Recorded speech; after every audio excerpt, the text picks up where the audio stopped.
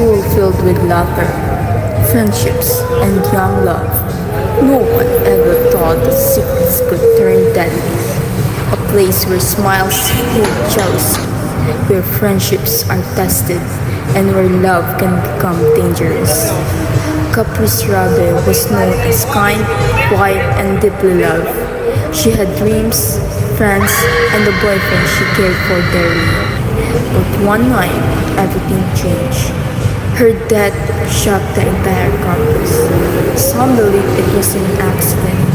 Others whispered it was suicide. But the truth was buried beneath lies, jealousy, and broken hearts. As a new student steps into the school, she unknowingly walks into a mystery left unsolved, a past that refuses to stay hidden, and a crime waiting to be uncovered. This is not just a story of love. This is a story of obsession, betrayal, and the price of wanting someone who was never yours.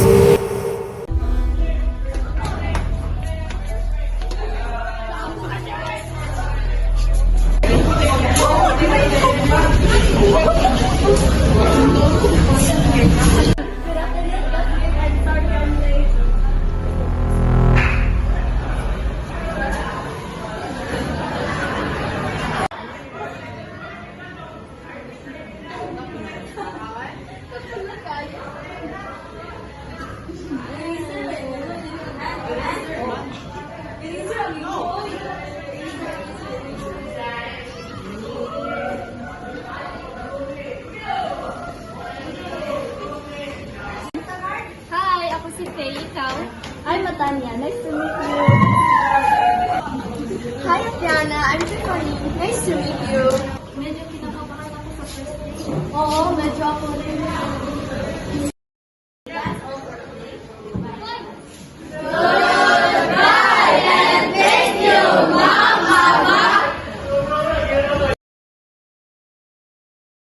Tanya, sunod sa iyo ang campus. Oo, tara. Ikaw kilala ko kasi bawang kasi dati. Sige, tara.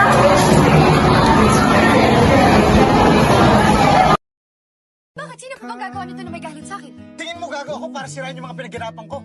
Malay ko ba? Baka dahil sa galit mo, style mo lang magkunwaring okay ka, pero pagkatapos ng lahat, ipagbabasag mo lahat. Hindi galit akong galit. Pero wala akong rason para sirain yung mga pinaghirapan. Ayoko na. Huli na ang lahat. Ayoko na. Hindi ko na kaya ng ganito. Please, Sean, don't do this. I'll do anything. Huli na ang lahat, Xavier. Ayoko na.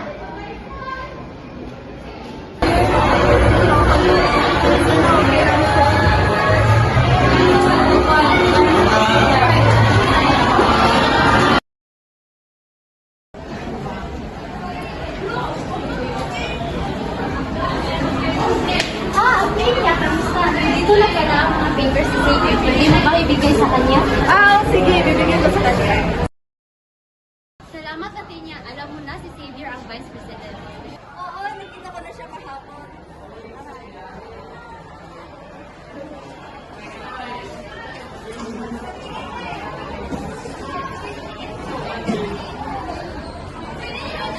Xavier!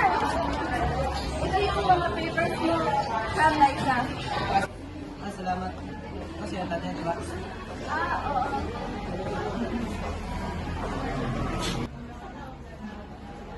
Xavier, kamusta ka?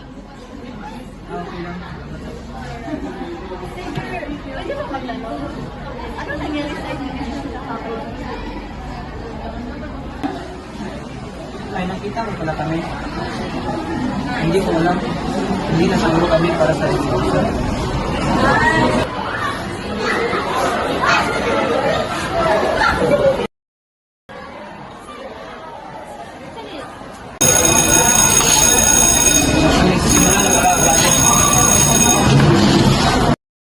Wait, Bills, ba't kayo magkasama ni Xavier kanina? Pinapabigay kasi ni Press yung mga papers ni Xavier. Ikaw, ha? Hi, Ted! Good morning, class!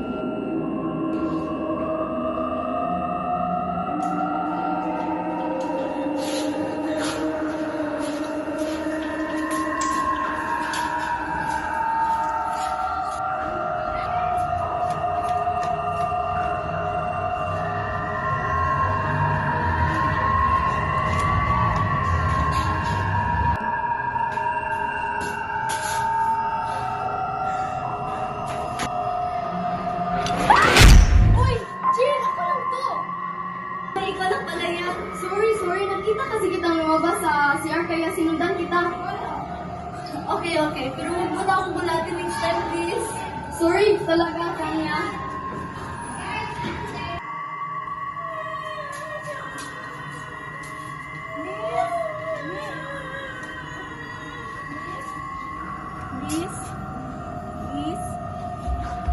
Miss? Alam mo ba, next week na pala ang anniversary ka, please. Oo, nagkakalungkot. Pero makakulang mo nangyari. Ang nakakalungkot kami, hindi pa rin nalalaman kung sino ang may gawa.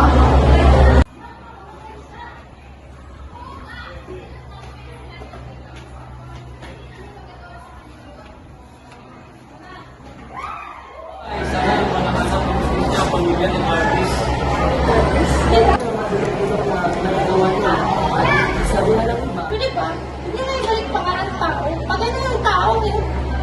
Bakit? Pakialam mo, baka ikaw yung pumatay. Excuse me, are you accusing me? Hindi ba tayo lagi ang nagawali sa kanya? Hoy, bakla!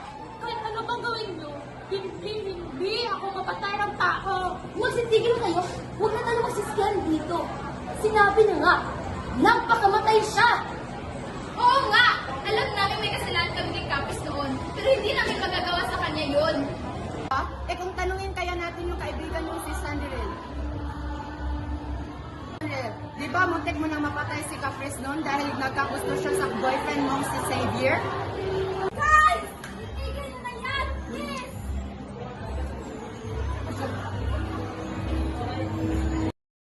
Guys, may nakita ako nung gabi namatay si Caprice. Ano ang nakita mo, Ashley?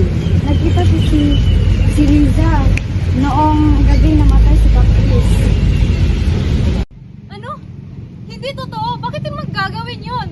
Lisa, may motibo ka naman. Ikaw talaga gumawa nun? Hindi. Hindi ako pumatay kay Caprice. Bakit ko naman gagawin yun?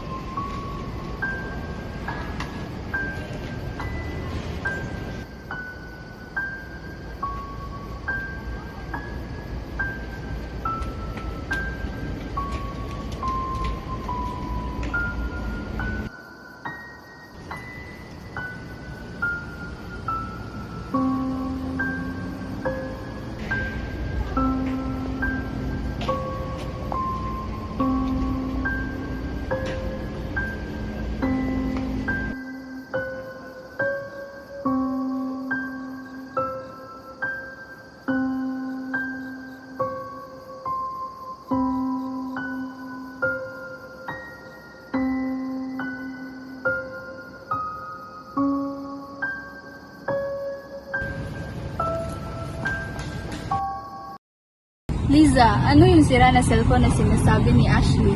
Wala. Baka may tinatago si Liza. Kailangan nating malaman ang totoo. Liza, sabihin mo sa amin ang totoo. Okay, sabihin ko sa inyo ang totoo.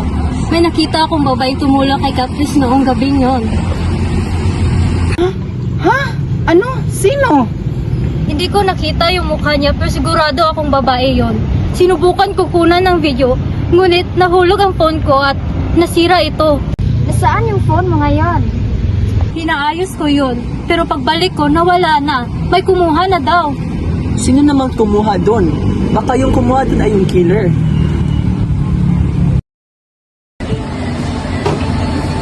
Hey, pinulot ko yung cellphone ni Tiffany. Nahulog kasi ito. Grabe na ang pagkasira nito. Bakit ito nasira? Hindi matagal natin yung sira. Patingin, baka maayos ko pa yan. Technician ako eh.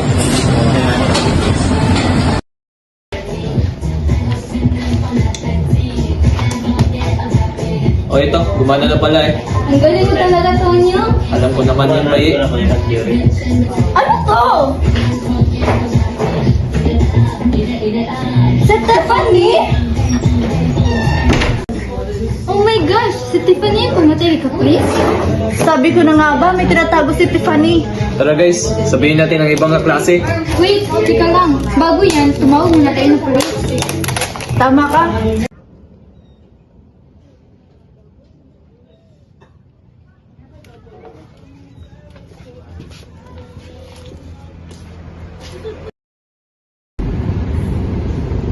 Tess?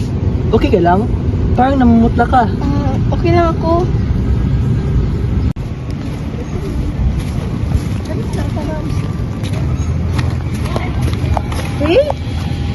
Anong ibig sabihin to? Bakit may mga kasama kayong pulis?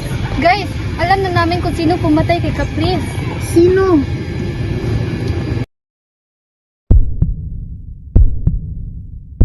Tiffany? Ikaw? Ikaw ang pumatay kay Caprice? Paano mo nagawa yun? Bakit mo nagawa yun, Tess? Hindi! Hindi totoo yan! You're under arrest kung saan pumatay Caprice natin. You have the right to remain silent.